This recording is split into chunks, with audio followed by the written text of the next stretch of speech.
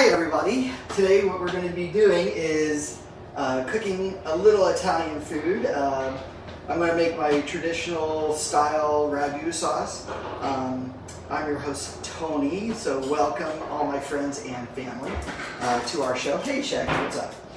If you can tell, I'm wearing a fun little apron today because we are going to make a lot of food for a lot of fun, and yes, I hear you. So what we're going to do today is we're going to do a ragu sauce, or a ragu style sauce, meat sauce, and then I'm going to actually make homemade pasta, egg pasta, just to show you how easy it is. Now, a lot of this, my wife and I, Sherry and I, learned while we were in Italy, but as traditional as that sauce was in Italy that we learned, I always like to add my own little twist, and I think you guys might like this if you ever want to try it. I think it's super easy, and you know what? For a day whereby you're just waiting for people to get, come on in, it doesn't take a lot of time, not to mention while it's cooking throughout the day, you're going to have a lot of fun stuff going on. And of course my wife is busy doing her thing at the moment, and I just want to say how lucky I am just to have such a loving wife and things like that. So let's get started. So real quickly, we're going to put ingredients together in one nice cast iron pot to get our sauce base going, and then after we get our sauce going, I'm going to show you how to make a very easy traditional egg pasta. Using just flour and an egg, so it won't take us too long to get that started. So let's get ready. So the first thing that we're going to do, I'm going to move the camera over just a little bit, so hopefully everybody can see this. First thing that we're going to do is we're going to, and of course I'm not looking at the screen, we're going to dice our garlic. So here I like to make awesome garlic, or make my sauce very garlicky. Now I will say that traditionally ragu in Italy, depending on what region of Italy you're in, we were in Florence, so the Tuscany area, and in Tuscany they don't use a lot of garlic, if at all, and the traditionalists usually say that when you start adding in spice into certain sauces or certain meals, it's because you're trying to hide something. But today what we like to do is add in spices to enhance the flavors of the things that we have. So not only are we going to have a really great sauce today, I hope, knock on some wood, we'll have a great sauce for tomorrow, and this, that, and the other. So what we're going to do is just simply take cloves of garlic. I got 1, 2, 3, 4, 5, 6 cloves of garlic, and really easy, we're just going to kind of crush it a little bit, take it out. Whoop, there we go. We're going to take it right out of the skin, hopefully. Try and get this going out of the skin. And it's usually always a pain in the tuchus if it doesn't come out of the skin right away, which is fine. I simply peel out the skin. What's nice is when you crush the garlic, you kind of open it up, which helps break that shell open. So here we're just going to crush it a little bit, and then we can dice it. But instead of just doing it one at a time, we're just going to simply do it all. And we'll just focus on that here real quick. Now, what I love about cooking, and I've always loved cooking, I've just always been a little neurotic about people liking my food. I don't know why I do that. I think just because when I think of cooking, I think people sitting around, enjoying each other's company, having a good meal, and having great conversation, which is why I think I really like to make sure that when I cook something, everybody's enjoying it. It's kind of that if you cook something and you know that somebody's not enjoying it, you kind of take it on yourself a little bit that that you must have done something wrong or things like that. Now I know that's probably my issues, but of needing and wanting approval. And actually, let's do 5 of those here, because we are going to add in more spices that do have garlic in it. And now, with it crushed a little bit, I'm just going to simply, very easily, and actually, you can already tell my knife is not overly sharp.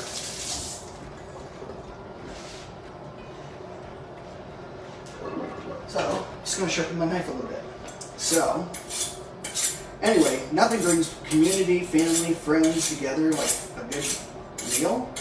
And I think anybody, young, old, what have you, this is, you know, kind of one of those staples that having a good pasta dish is really easy to use. One of the things I like about having a meat sauce is that, you know, you don't have to have it all right then and there. It stores really good if you have to. And of course, it just makes your house smell really great. So I definitely recommend learning how, if you don't know how, you know, cooking a sauce, you know. And what's really cool is that you can experiment. And we're just going to dice this up here. You can experiment, you know, with what you want. What we're going to do today is just, you know, I'm a garlic person, and you hear the experts, garlic's great for your digestion. It's also great for your blood. So people with cholesterol, not to mention garlic's also great. Natural garlic is great to keep away the mosquitoes and the bugs. So if you're prone to getting bug bites, especially during the summertime, you know, try it out. See if it works. You know, now grated garlic is a very strong herb. You don't want to overdo it. I will tell you that at one point in time, especially when I lived back east, because I had garlic in all my food all the time, I actually had friends kind of complain every once in a while on a hot summer day that they could just smell garlic constantly, and it was me sweating. So you know, be mindful of that. If somebody is very sensitive to smell in your house, you probably do not want to overdo it on the garlic. Now, granted, if both of you are eating garlic, then there's nothing wrong with that. Friends, colleagues who are work colleagues will probably have had my garlic, my spinach garlic dip, and or spinach dip in their sourdough bread, and that I use a ton of garlic on, only because cheese, garlic, and spinach inside of a cooked sourdough bread is amazing. I'll have to do that for you guys one day. But that's a really great party dish, you know.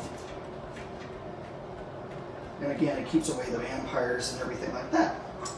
So, hopefully, you can have a little fun. So, here we're just going to mince up the garlic. Again, you have to apologize.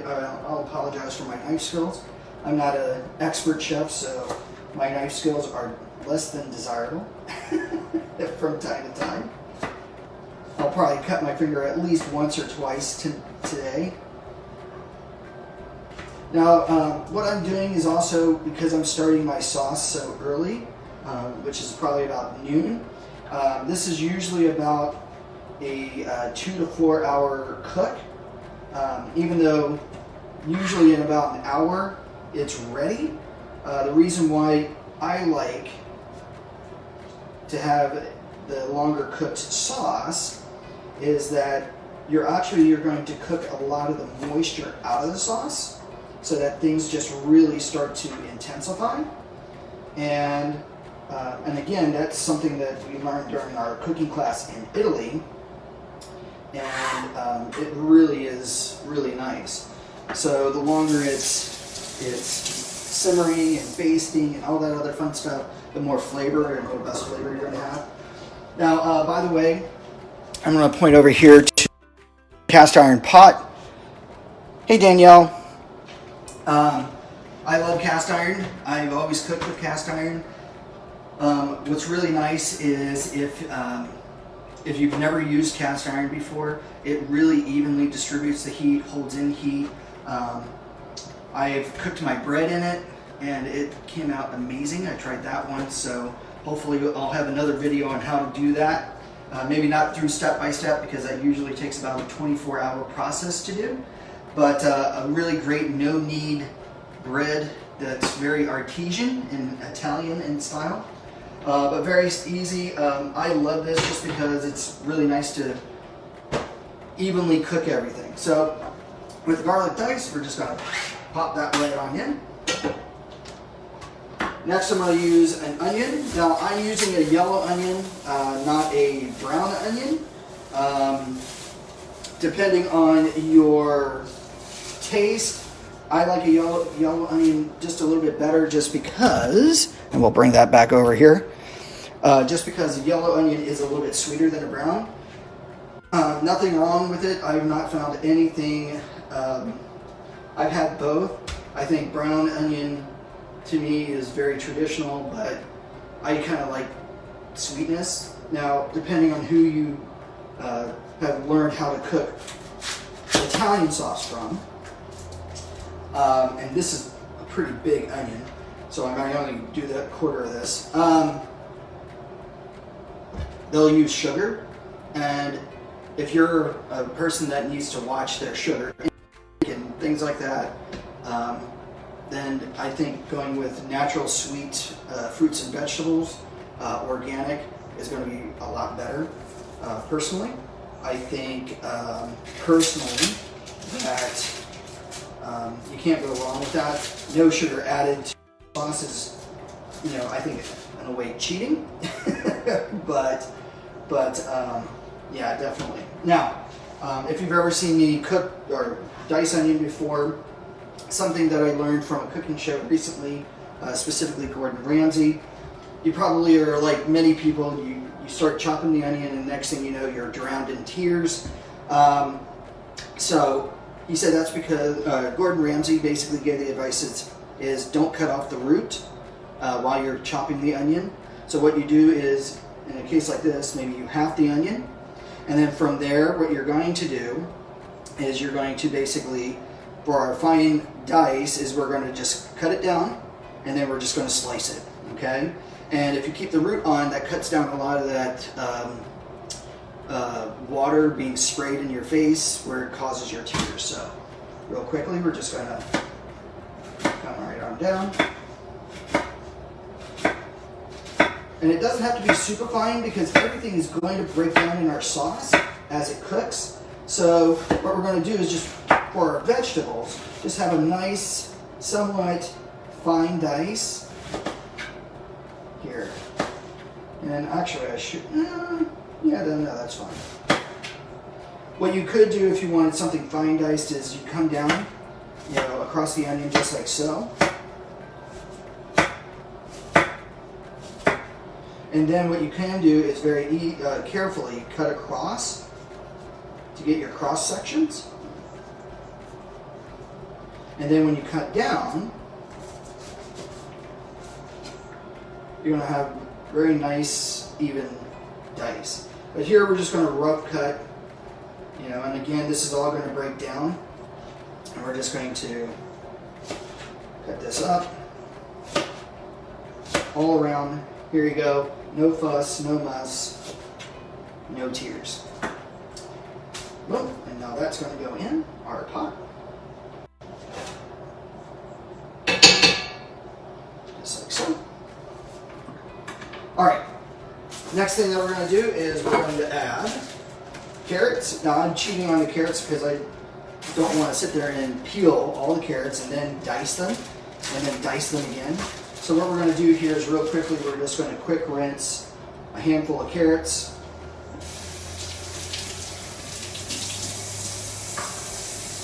Just like so.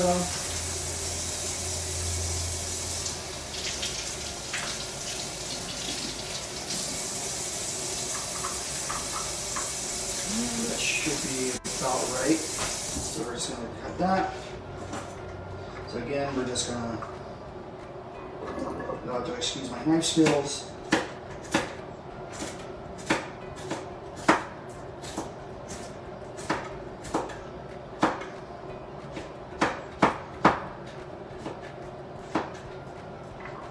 Again, it doesn't have to be pretty. It can be a nice, fine, rough cut.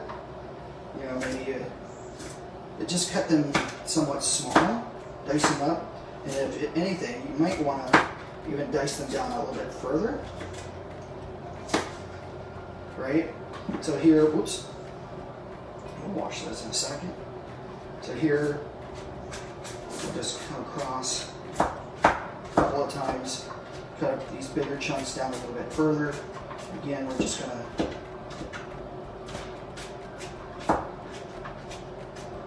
get all this set up.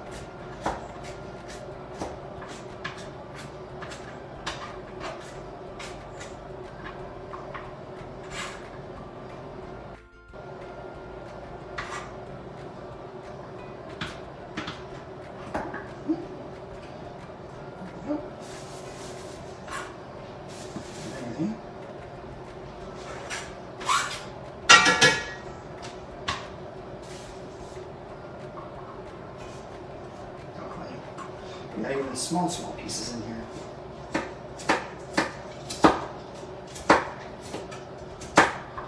And usually these chunks of carrots, and again, carrots also add that nice sweetness to it.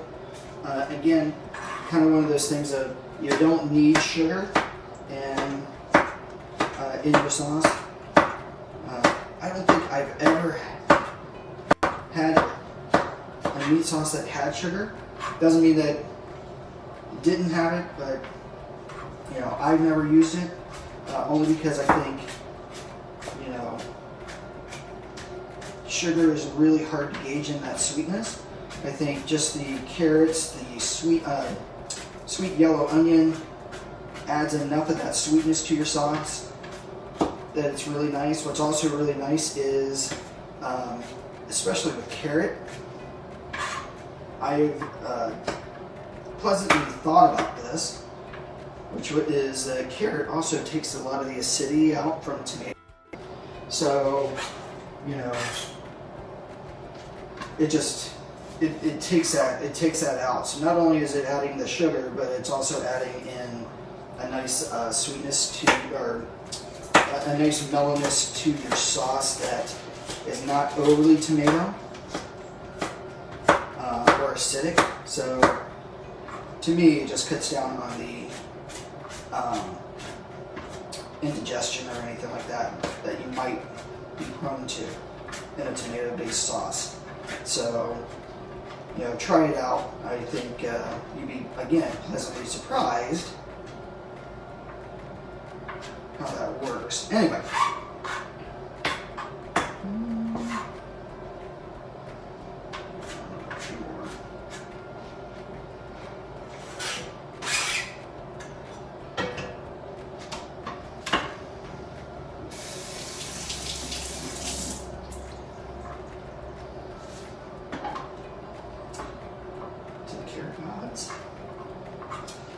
So, hopefully everybody's having a great day. It's Saturday.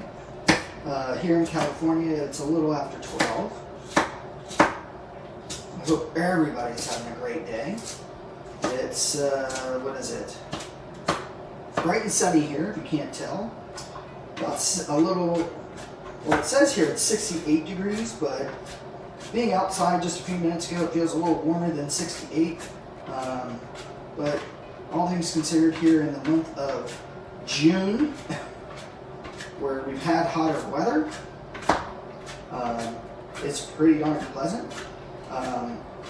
It's been really nice this week, and I hope it lasts into next week.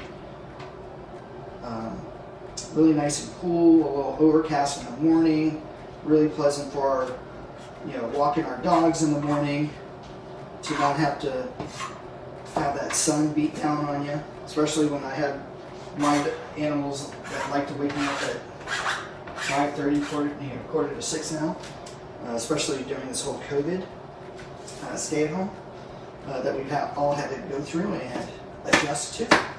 So we've got all that fun stuff. down. All right. And that should be.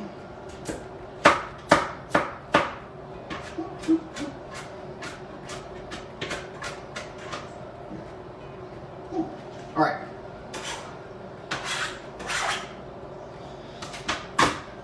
Next, we're going to add in some celery. Celery is always a good staple to have. We're using today organic celery, so I'm just going to pull off some stalks. Again, we're going to find rough cut it. Celery will cook down pretty nicely. It's not going to have that over-the-top celery taste. The more you add, obviously, the more you're going to get that, but I don't think you need that. Let's do one more just for good measure. There we go.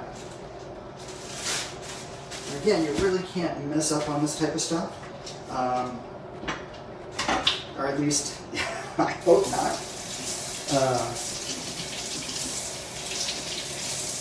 It's funny because I've always enjoyed cooking pasta and meat sauce and everything, and I used to, not do everything from scratch. I used to just, go to my local store, grab Prego, because I enjoy Prego. Now I know a lot of people go, oh, Ragu's the best. That's fine, Ragu's fine. I found that Ragu was more watery. And as much as I loved my grandmother's hot meat sauce, the one thing that was really hard for me to really like was that it was just very thin and watery. And I'm not sure I might get an extra stalk or two of this. I don't know. I think over the years, even living with my father, who very rarely cooked, I think I just discovered for myself in Boy Scouts that I like a really thick meat sauce. I think that was due to cooking Hungarian goulash in a Dutch oven on camping trips. So even though we used meat sauce and burger and just macaroni noodles, it was just something about having a super thick sauce that just made things seem perfect. All right, so I'm gonna cut off the bad ends.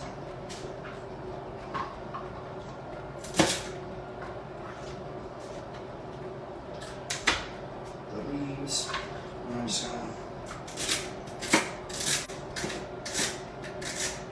cut these in. Now, if you come to the Bried Moretti house, you'll probably look in the fridge and you'll see a fair amount of celery in our refrigerator. Now, my wife, every morning, juices celery. I guess celery is a very great anti-inflammatory juice. So you just put it in our cold press and just do our juicer, and she just juices it and has basically a whole bunch every morning, and it's just amazing on how it affects your hair, your skin. It really is taking down her inflammation. If you're feeling like bloated or well, I don't know about bloated, but a little puffy or whatever, celery juice is the way to go. So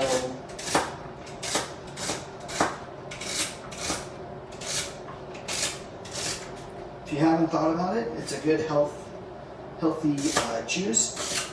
Now, my wife has tried to get me to drink it, and for some reason, I mean, it's enjoyable, but for some reason, for me, it really becomes like very scratchy, itchy throat for me, which is really weird. In my older years, I never used to have that when it came to raw fruits and vegetables. It's like I've all of a sudden started having a little bit of the allergic reactions to some of these. Like eating a raw carrot immediately begins to get my throat itchy and things like that, which is weird. But it could be because lately my diets hasn't all been that great. But I still drink it. I'll have like maybe a little cup.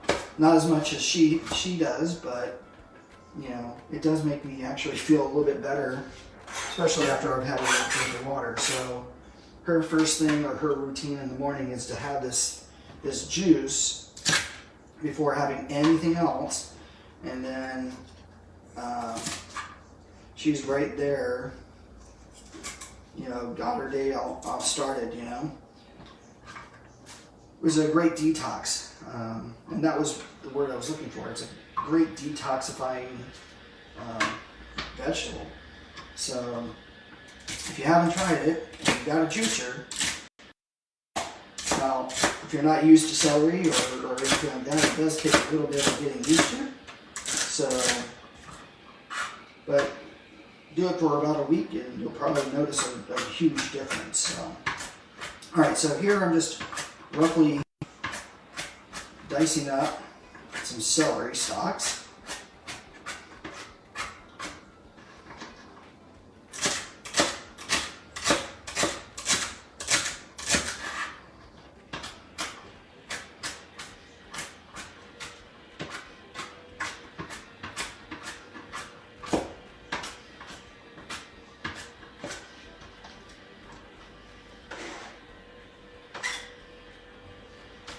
Probably do a couple more after this.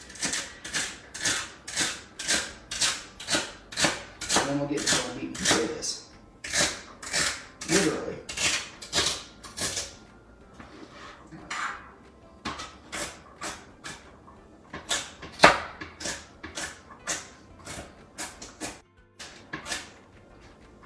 Now, another nice thing with cooking, everybody can do it, everybody can participate. So moms, dads, you know, if you got kids, doesn't matter how old they are, or, well, I guess it does if you're asking your little one to work with a knife, but, you know, it's a great little fun thing, especially if you've got a teenager, you know, that eventually has to have some sort of life skill to be able to cook on their own, if they move out on their own. You know, maybe they're getting ready to go to college, or they're in, you know, high school or what have you. It's a great life skill to be able to show them some ability to cook. And again, you don't have to be a super major chef. You can just show them some basics to be able to do things on their own, you know. It's part of like just doing everything. That's kind of one of the things that I'm very thankful for when it came to and scouting. And of course camping, is that you just learn to do some of these things for yourself. And again, if you like food, which I don't know of too many people who don't like food, why not learn how to cook what you like, you know? Especially if you're worried about trying to save money and things like that. You know, I know everybody's worried about going out right now because of the COVID and things like that. So, you know, I think these opportunities that we have right now of being able to stay at home, have family dinners together, family time to get together. You know, kids, I don't think are in school anymore. You know, they're probably done. They were probably done a few months ago when everybody was sent home. So, you know, this is a great opportunity to sit there and with your little one,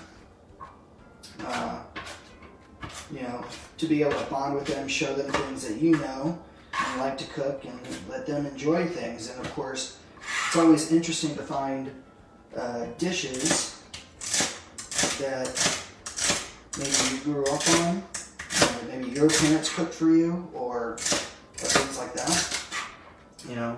And then, heck, surprise your own parents with a nice dish that you know for sure that they'll like, or that they've cooked, and you want to show them that you learned how to actually make that dish, and maybe, hopefully, make it better. You know? Yeah, or make it just like Mom makes, or Dad. And again, it doesn't require having a microwave. It doesn't require, you know, frozen. I mean, these are the opportunities that we have today to be able to expand on our knowledge base of learning how to do stuff. See, now I'm getting on the tech side of things, right? It's like everything. If you have to learn how to do stuff for your job, you know, might as well learn how to do stuff for your home. And cooking is a big part of that, right? Because what were you guys doing when restaurants weren't opened up? Were you eating just canned goods? You know, like in the zombie apocalypse, which is kind of interesting that they don't show that side. You know, everything is convenient and easy and things like that. All right, so here we got.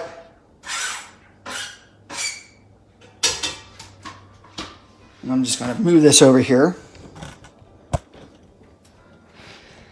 So here we've just got, right now in the pot, onion, carrot, celery, right? So now what we're going to add into it, and again, this one cooking process, our other major ingredients. So what we're going to now do is we're going to use olive oil, and we're going to use throughout this process, we're going to actually use a lot of olive oil.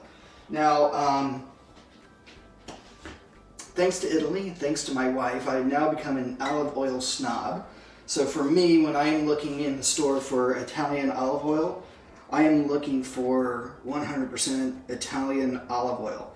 A lot of us, when we go, oh, olive oil, it's just olive oil. If it says it's made in Italy, it's got to be great. Not all of them. What you want to do is you want to look on your labels on the back. And what's interesting is a lot of olive oil that we have here in the regular grocery stores will say that, yes, it's got a large percentage of Italian olives, but then it'll indicate, oh, other olives may be from Spain and Greece used in your current olive oil. And if you're really wanting to stay to a particular area or region, you're going to know that usually olives in Italy are going to taste different than olives in, say, Spain or in Greece. So you definitely want to, you know, for me, when it comes to Italian olive oil, I like to always look for making sure that there are no other olives, or in some cases, in some of these, they will say that they're made also with grapeseed, and which is kind of the counterfeit olive oil that a lot of people have to be careful of. One interesting thing that we discovered, and by the way, we actually found this in Albertsons today. It's called Lucini's Italian olive oil, extra virgin, premium select. First cold press. First cold press is a big thing. Cold press is really good, but first time through, you're going to get a lot of that richness of the olive in that oil. So, and it's going to definitely show. Oh, you can taste the olive right in that olive oil. So we're going to have a little fun with this. All right, so real quickly, we're just going to turn our burner on high. I'm now going to put a generous amount of olive oil in here, right out of the gate. And what we're now going to do,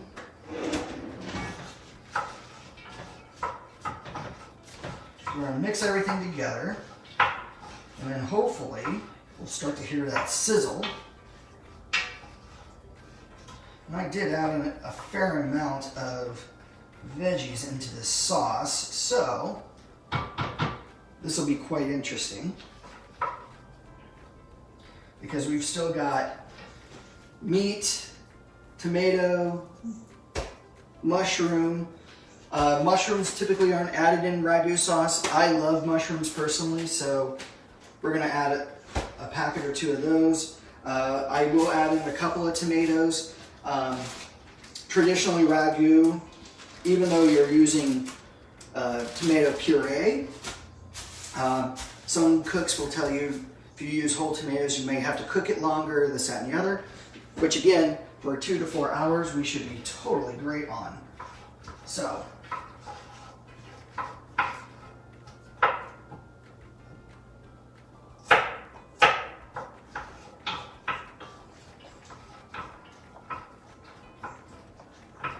Add that around.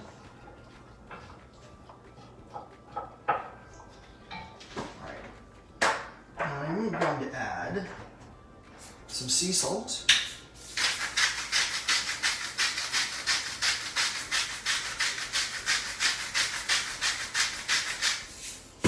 And some pepper. Oh, sorry.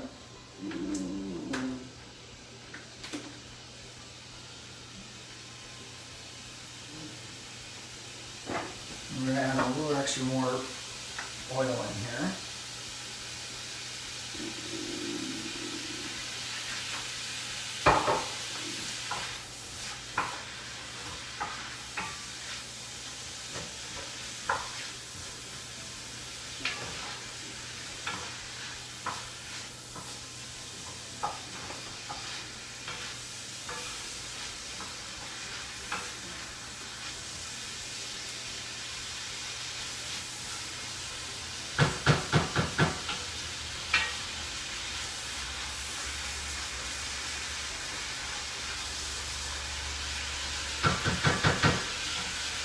So we're going to get that to cook down a little bit.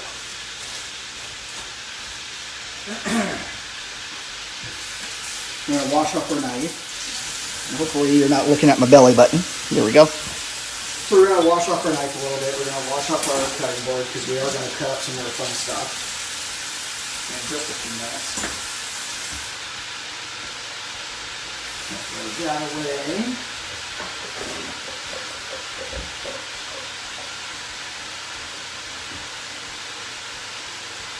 Bring out my paper towels.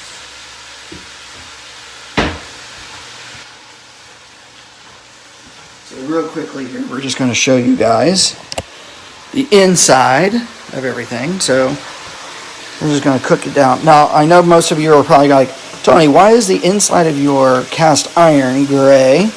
Well, funny enough, that happened right after I made our no-knead bread.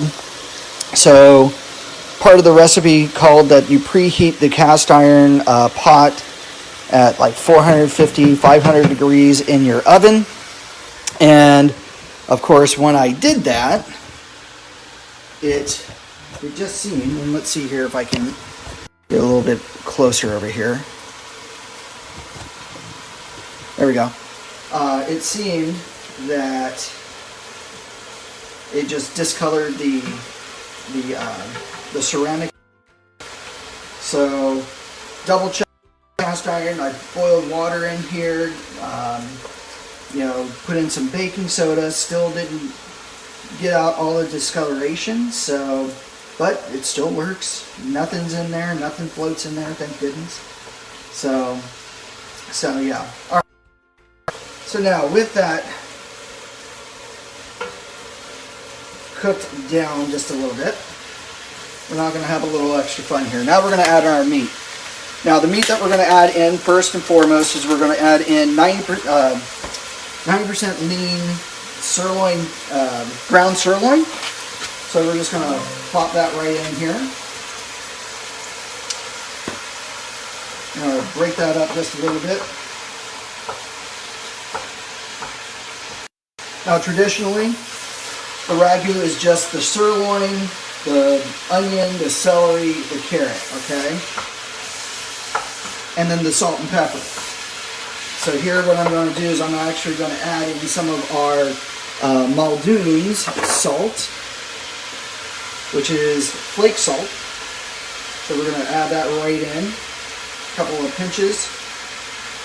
Love that salt. And then again, we're going to add in a little pepper.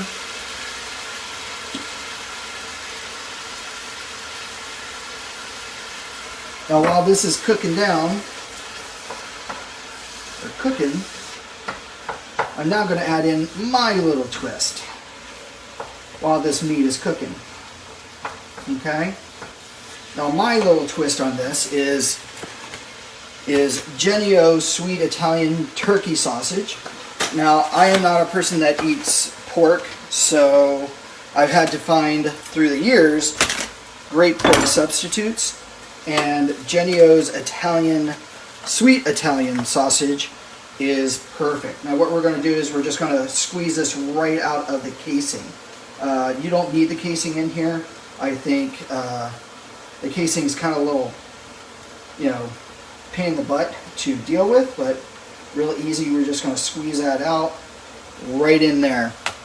Now what I like about, now you could use hot sausage if you want, if you're into hot sausage, but I'm personally think that hot sausage or even mild sausage might make your ragu a bit spicy. Now that might be good for certain other dishes, but for me, I love the Italian sweet sausage. There's just something that it adds to the sauce altogether, and I would say that just squeeze that right out of the casing. You don't need that casing, and there you go. So if you're a person that's not into pork or anything like that, then I think the turkey sausage is really nice. I think this will add again another sugar substitute. You don't need to worry about the sugar if you're dealing with the Italian sweet sausage, the sweet onion, the carrot. Okay, so now what we're now going to do is we're going to add this in. Now because we are working with ground sirloin does not, or has very little fat. And if you look here, there is very little moisture, and I need these vegetables and everything to start melding together. So this is where we'll wash my hands real quick. When I again add in more olive oil. So here we're just olive oil. This is why having olive oil is really good for your ragu, just because you're going to get that Mediterranean olive taste in your meat sauce. So now we're just going to cook that.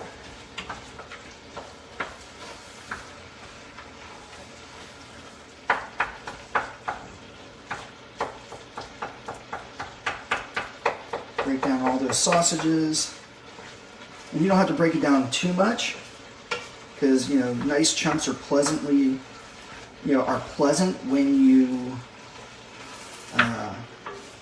are eating this over pasta. All right, so we got this. Now, next thing that we're going to add is Chianti. A good Chianti. It doesn't have to be overly good, but you can pick up Chianti from any store. I picked this up from Trader Joe's for about $4.99. It is Gaetano's di Aquino Chianti Classico.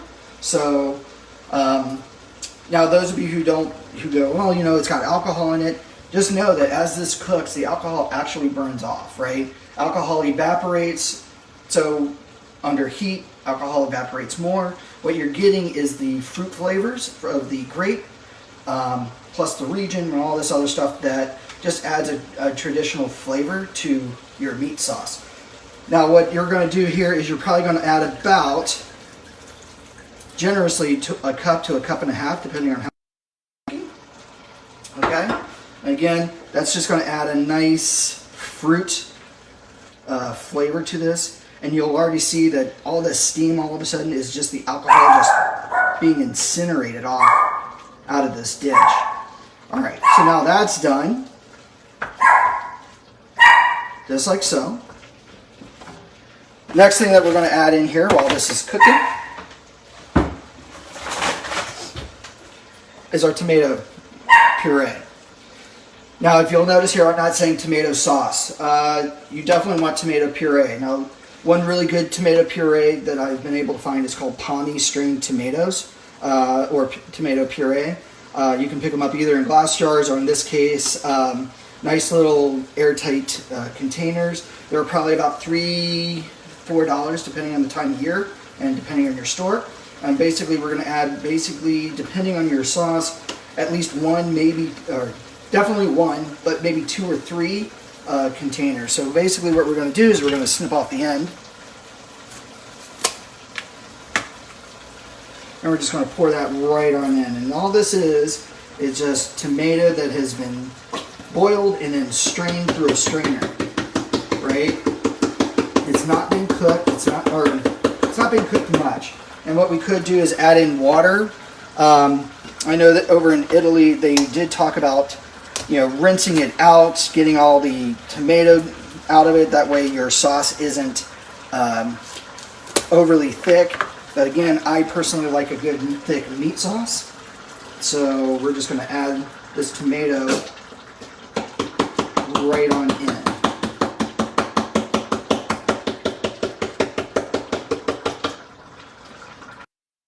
Here,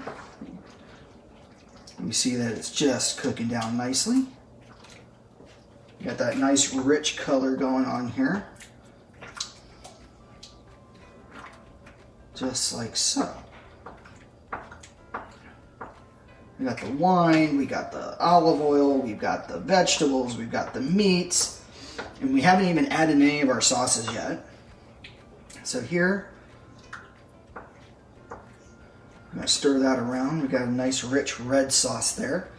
So what we're going to now do is add in mushrooms. Now I like personally Bella mushrooms. I think they've just got a more earthy taste to them.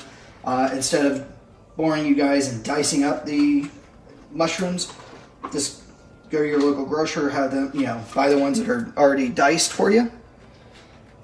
Now if you're a real, you know, big, I love mushrooms in my sauce,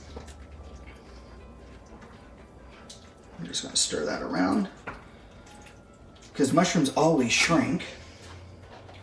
In a second. What's also nice about mushrooms is they have moisture. So again, another reason why we don't necessarily need, there we go, to add in necessarily to these containers. This one. There we go. All right, get my mushrooms in here.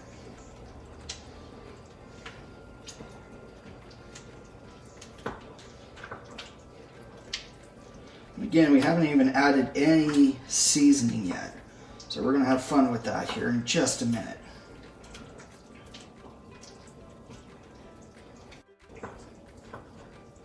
We've got our meat, we've got our tomatoes, sauce. Now, I'm going to dice up or quarter 2 tomatoes. Now I bought tomatoes on the vine. I think tomatoes on the vine have a super rich, deep flavor. So here real quickly, just going to grab 2. And you know what? These are small. So we're going to go with 3 actually. Just going to rinse them real quick. Always rinse your vegetables. You never know what fun dirt they might have accumulated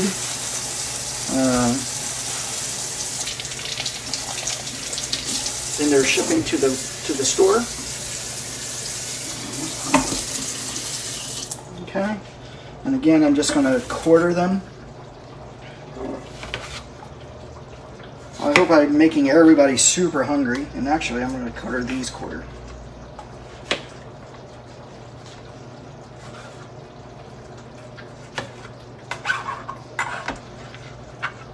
So this is 1 tomato. I'm going to do another.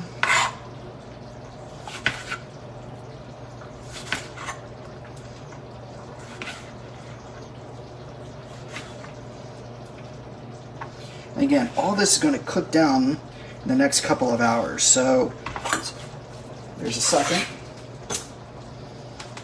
And it's just going to add that extra rich tomatoey goodness.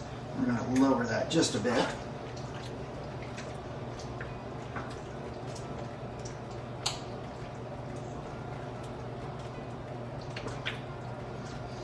Oh, I really wish you guys could smell this.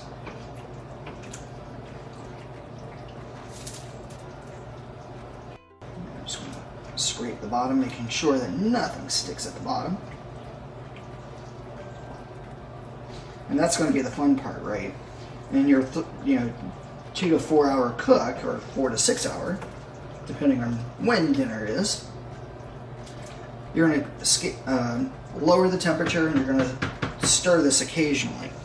All right, let's see here. Did that. So now it's time for the seasoning. So, salt.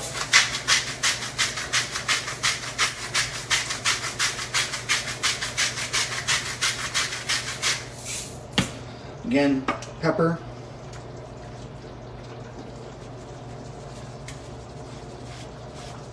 And again, if I was just sticking... let's see here. So we added in salt and pepper. What I'm also going to do is add in Italian seasoning. Again, I'm a big seasoning person, so I'm going to add in Italian seasoning. And again, we're going to season this to taste. Don't be shy. Again, it's going to be great. For me, I'm also going to add in parsley and rosemary, because I like a little extra parsley. Parsley flakes. We're going to lower that a little bit. And then we're going to add in rosemary. Now, I didn't run outside and cut off any rosemary from our rosemary bush, but a nice little generous amount of rosemary is always fun. What I'm also going to do is I'm going to add in this case, maybe 2 bay leaves. Now, I know a lot of cooks tell you, well, you got to remove the bay leaf. Not me. I tend to just kind of hide it. And if it's discovered, it's discovered. If it's not, it's not. But basically, I'm just going to pull out 2 good-sized leaves. And what I'm going to do here is I'm just going to simply just break it and crumble it in the sauce, just like so. There we go. I've got that going here. And I am going to cheat a little bit.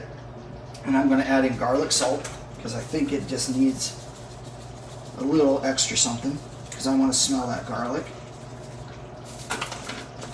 Maybe even a little extra minced onion. Actually, instead of minced onion, what my wife and I found today were dried shallots. So we're going to add a nice little bit of shallot to our dish.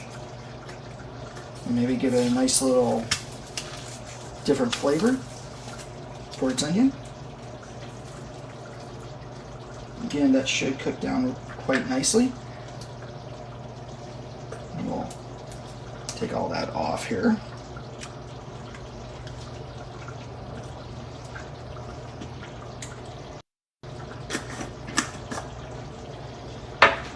And now I'm just going to mix this around. Doesn't that look great? Are you ready to eat? Come on over. Eat at our house. Dinner's at 6. So now what we're going to do here is we're going to do... I might actually add in some more olive oil, because it does feel a little bit dry, even though it looks wet. And again, I said the same thing the first time I saw our chef. Oh, and by the way, just like so. Alright, so now, because I'm just going to slow cook this, I'm going to drop it down to a nice low simmer, get it centered over. I'm going to put my spoon right where the lid needs to go, and then I'm going to put my lid over it. What this does is it keeps it somewhat, one, keeps everything from boiling over, 2, allows the moisture to steadily escape where it needs to, so it starts to cook down. So as it goes through, we're just going to look at this periodically. Number 1, it cuts down a lot of the splatter getting all over the stove, but really what we're doing is we're putting those juices and making that moisture slowly cook out. We're not going to fast cook it out, okay? All right, well, that's on what's going on. All right, so now the next thing that we're going to do is we're going to actually make some pasta, okay? Now the pasta, we're going to do it in the traditional style of just an egg pasta. Basically, the egg pasta is just going to be 1 cup of flour to 1 egg, okay? Now, when I say that, or you may go, well, wait a minute, what about the oil? What about water? You don't need any of that. You can add it, but you don't need it. Especially if you're going with a nice egg pasta. You want something quick, simple, easy to do. And it's really easy. So, okay. So we're gonna, now typically, I would recommend when it comes to the flour, 0-0 flour. Unfortunately, with the pandemic and everything, or the COVID-19, and stores finally restocking themselves, it's been really hard for me to find 0-0 flour. And there is one place that I haven't been able to get back to yet called Villa Roma, which is right next door to my office that I work at in Laguna Hills. And 0-0 flour is just basically how fine the grain is. You can use all-purpose flour, which is what we're going to do today. So this will be my first time using all-purpose flour to make pasta. But I think you guys will be, I think it'll still be the same. One thing that I really like about this egg pasta is, yes, it does have gluten. You could use gluten-free flour. I'm sure that it's going to be denser. But just even making pasta yourself is not super hard. And it doesn't take a lot of time, which we're going to show you here today. And how to do this. Okay. So, well, I can't find my pin. So I can't find my rolling pin, but here, let me point this down just a little bit. So what we're going to do is we're going to get some all-purpose flour.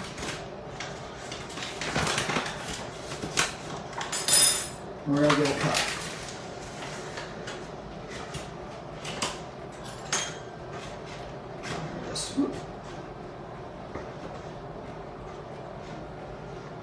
I should have a knife for this, but yes, let's get a knife.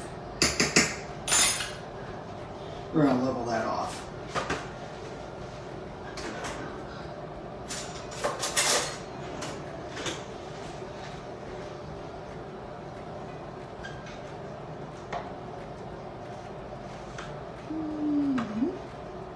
Just like so.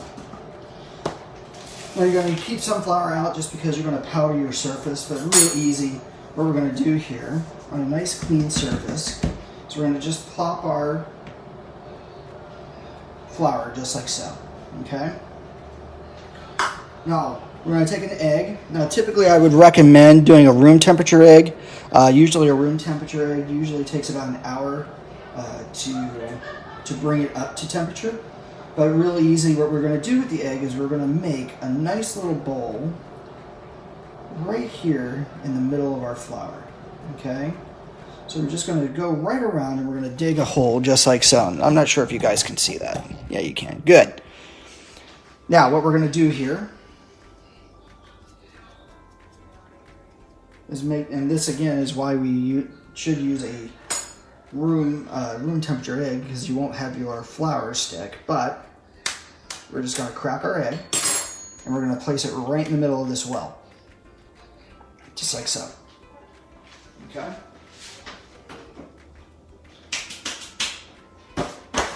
Why I have an apron. Now what we're going to do is we're going to take a fork and we're going to begin to scramble the egg. But then as we're scrambling the egg, and what I mean by scramble is we're going to beat the egg, we're going to slowly incorporate the flour into the egg to begin to make our dough. So real easy, we're just going to break our yolk and then we're just going to scramble it. And then with our fork, we're going to scrape the sides of the flour. And we're just going to bring it on in, just like so.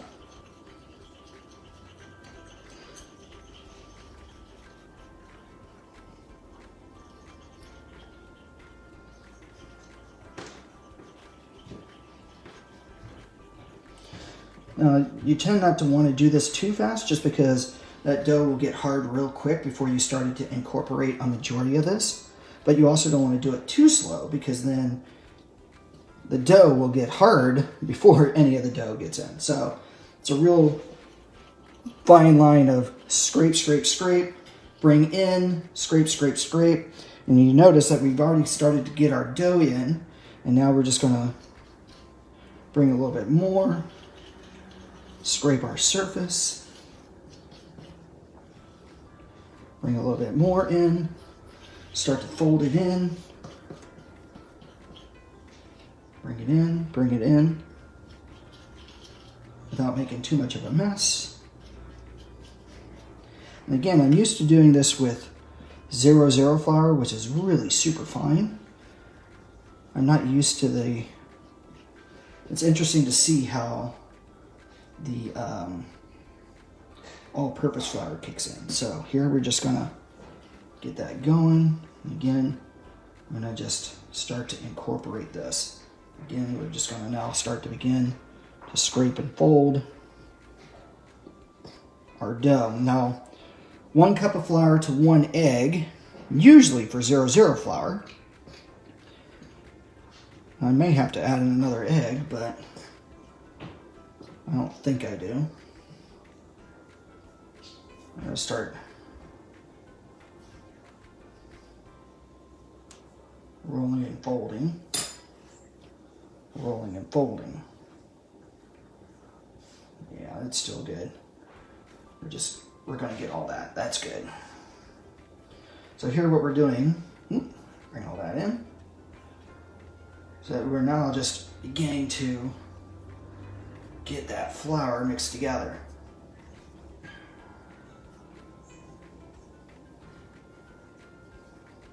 To make our dough.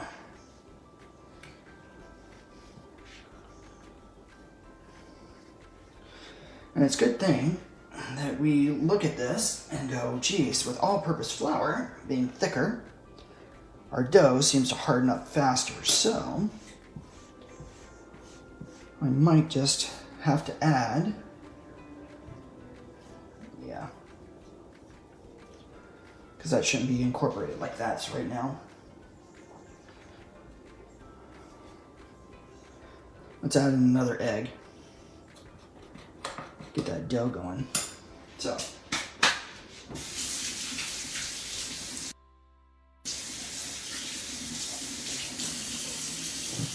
wash your hands real quick.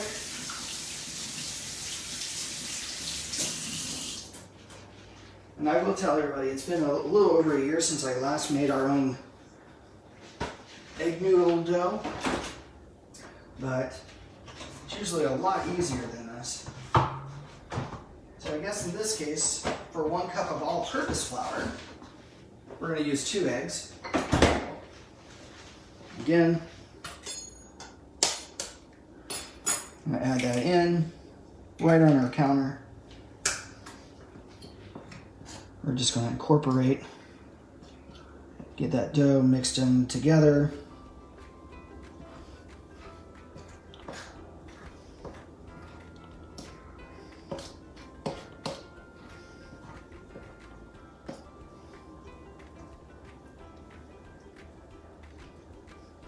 If we have to, I'm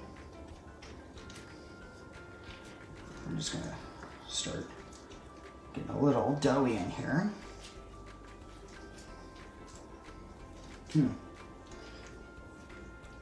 Not like I wanted.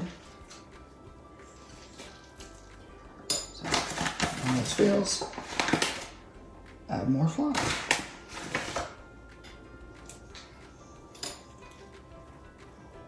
Don't worry, we're going to clean our counter here in a minute. But we're going to have a little fun with this. Now, by the way, if this doesn't work right, guess what? Go out to the store and buy your own egg pasta. Yeah. 2 eggs may be a bit too much for what we're trying to do, but that's okay. I'm going to fold. And if I have to, we'll start all over.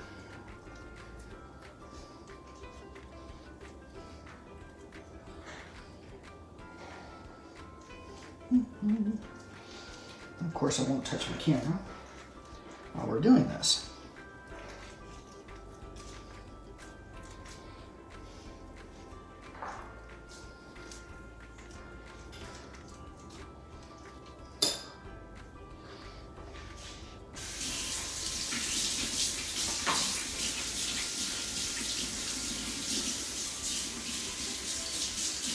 Seems like the more dough I get in, the more dough I seem to be taking out. Just trying to get it softened here.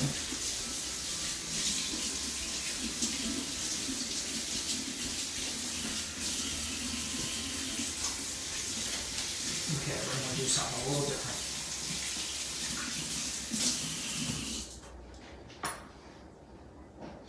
There we go. All right. My scraper.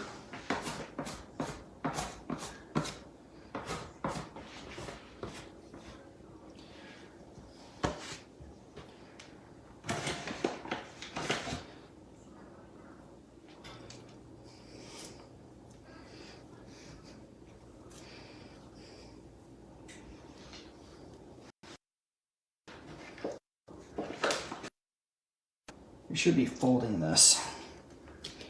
And what we're trying to do is we're trying to get rid of that moisture, but it should be nice and malleable. So we're just basically folding and folding. I'm just gonna grab my scraper to fold,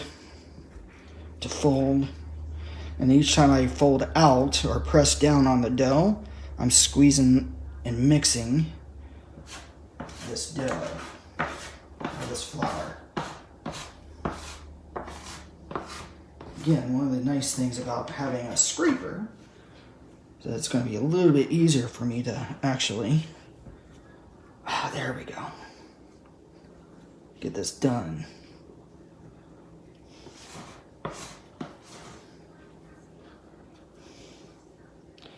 Again, very little waste.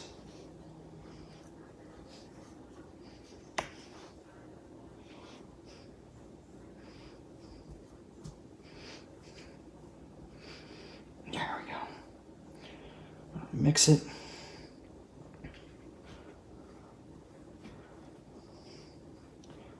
There we go.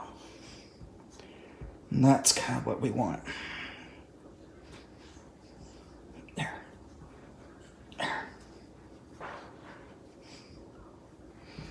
All right, that now adequately mixed, and we got ourselves a nice round dough. What we're going to do, without mixing it any further, we're going to let it set.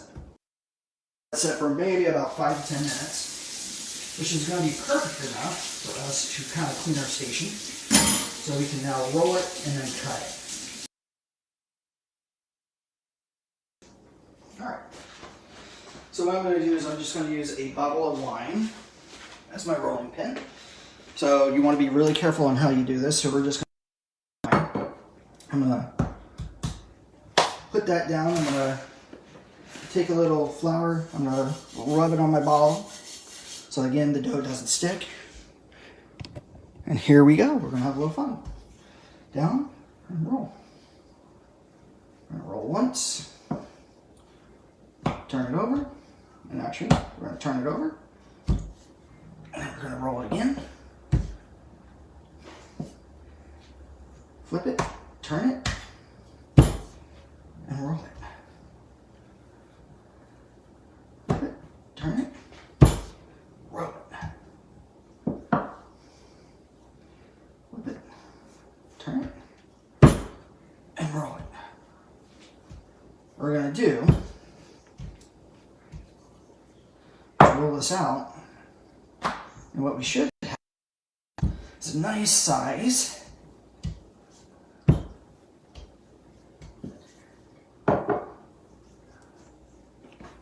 pasta dough. That, and of course, if it begins to stick just like it does, get some of your flour on that bottle so it doesn't stick. Again, reason why we flip it and then just roll. Now, if you had a rolling pin, you want to kind of press down pretty hard, start to thin that out. Then you'll notice here that we're going to get a nice amount of dough, or a nice amount of spaghetti, or pasta. Now what's interesting is that for this cup of pasta, typically you should have enough pasta to feed two. So yourself and a spouse. So if you have kids in the house or what have you, then you're going to add more. Just to make sure that your eggs to flour ratio is 1-to-1. So 1 cup of flour, specifically 0-0 flour, to 1 egg is met. There we go. So again, we're just going to flatten that out. Now, it may not look pretty, but you'll notice here that as we begin to roll this out, it gets thinner and thinner. And again, you can make amazing pasta. It's a great pasta for, and try not to tear your edges, but it's a great pasta for ravioli or lasagna. Like really right now, if we wanted to, we could just square it. And then we've got a lasagna noodle. You know, even though it doesn't have the fun crinkly edges, I'm sure you can always do that manually if you wanted. But basically, we're going to begin to see our fingers through the dough. So we know that it's not overly thin yet, but you don't have to make it that paper thin. Like you probably have seen the cooking shows where they've got that machine and it just keeps rolling and rolling and rolling, and it's so paper thin that you can see your hand through it practically. In this case, you don't necessarily need to do that if you don't have something like that, you know. And again, it just, we've got this amazing pasta that's just going to be really good. And we begin to see light through it. Again, just gonna, as I press, it just keeps going out and out and out. Now if I had a bigger counter, do that. Here we're just gonna, here, there we go. And it just feels super nice. It's gonna be, and funny enough, homemade pasta takes less than 3 to 4 minutes to actually cook. You know, 3 to 4 minutes in your water. And we'll talk about that in a minute. Alright, so when you get to your desired, you know, size, and it's just easy, is take a pizza cutter. I have a pizza cutter. Of course, I can't find my pizza cutter. Oh, there it is. Okay. Get my pizza cutter. And we're just going to run straight up. Here, maybe you cut off these ratty edges. But you know what? That's all usable pasta. And then what we're going to do is you can go super thin and just make your spaghetti. Right? Or if you're going, say, the width of your, that is what they call Papadella Noodles, which are really nice and robust. So again, you just right on through pasta to your desired shape. And of course, I just don't know how to cut things properly or cut a straight line. Just like so.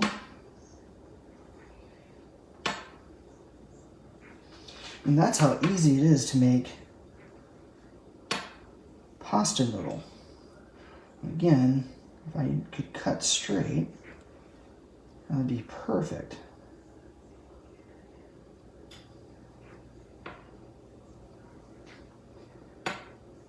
And now, what do we do after we cut this dough? Now, if I was taking my time with this, oh great, Just re-roll it again until I get it right. And again, it doesn't matter the size, but here you can just have fun. And again, this is great if you've got kids and you want to, give them something to do in the kitchen. Get them to make pasta dough. And again, I don't mind flour or whatever, and you want to give them something to do, this is a great thing to do. All right, so here what we're going to do is we're going to take our dough, we're going to lay it across wax and let it dry. Typically, 30 minutes to dry. But there we go, we've just got our nice cut noodles, and then we can just lay them out, let them dry, and then they're ready for the water. Hey, Gracie. Now what I've seen some of the chefs do lately is they grab, the dough, and because it's already floured, it really doesn't stick, they kind of twist to a little and let it dry. That way when you just drop it into the water, it just expands out. You can do that too. I think that could be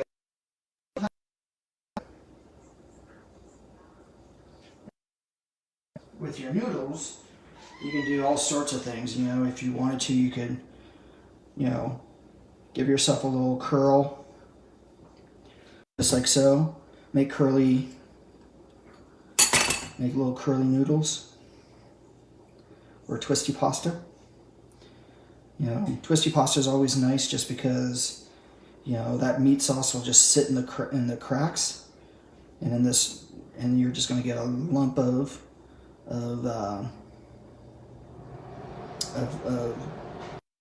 sauce. Whatever is. Let's just have fun twist. And again, the same dough, you can flatten it out, and then if you are wanting ravioli, you can start to fill it with whatever your little heart desires.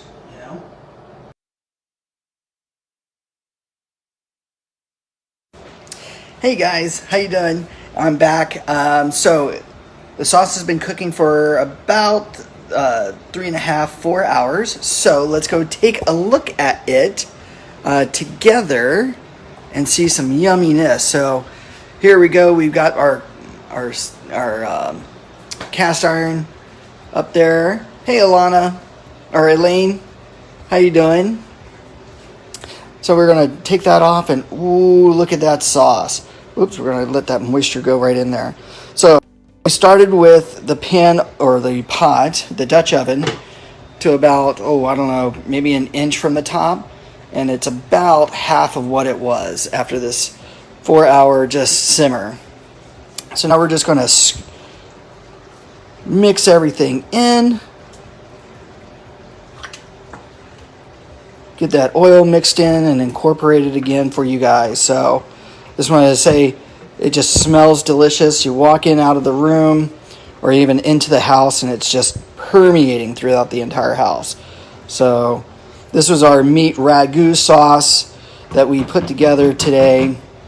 For those of you just tuning in, if you watched my earlier Facebook Live, we just basically made a nice ragu sauce, kind of traditional with a nice little twist of spice and Italian sweet sausage.